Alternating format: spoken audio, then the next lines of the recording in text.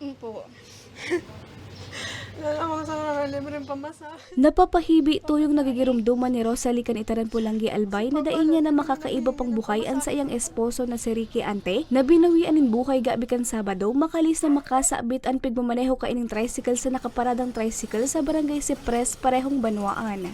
Istorya niya, naarkilaman sa naan sa iyang esposo pasiring sarong birthdayhan sa barangay Santikon. Daing niya sa nadaahunao na inina ang huling best na mahiling niyang buhayan sa iyang mabuot, mapinadaba asin malalauman na esposo.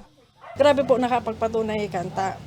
Grabe, kakabi nga ni, grabe nagpaito na nalulundan pa sana siya. Tapos, so, high school na akis no ante ko, sabi, da na nga sa mo may libre ngayon pamasahe. Kina, susad, da na nga sa mo may lig ngayon itong idiretso na nga kami. Ito taparyuman sana daw. Di na ako na magbaklay. Kaya sabi ko, kagabi, grabe sa'yo mo, no? Naipayaba. Talangbit mong tao.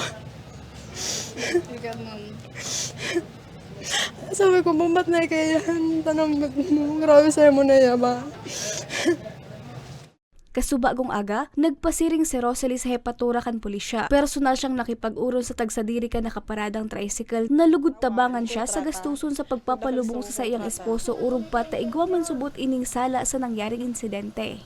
Ako, sa pagka-parking nila, tapos minor de edad pa siya, nagkuha siya ikatong tricycle, tinakas pa niya. Kaya sabi ko, bangaan ra ko sa gasto.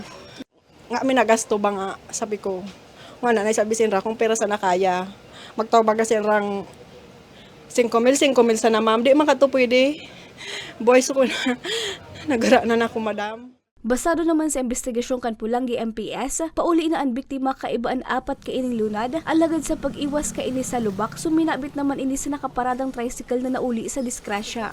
Pigdara pa man siya asinan sa iyang mga lunad sa Josefina Belmonte Duran Albay Provincial Hospital sa Ligao City, alagad pigdeklarang dado na rival si Ricky kan attending physician. Ng mga ganyan dapat, talagang dapat free yung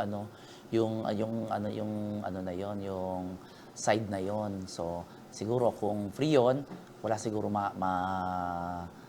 hindi ganun hahantong yung aksidente na yon. Nagluluwas man sa investigasyon na nasakop ka nakaparadang tricycle ang linya kan mga nag-aaraging motorista, kaya posibleng maatubang maninis sa penalidad.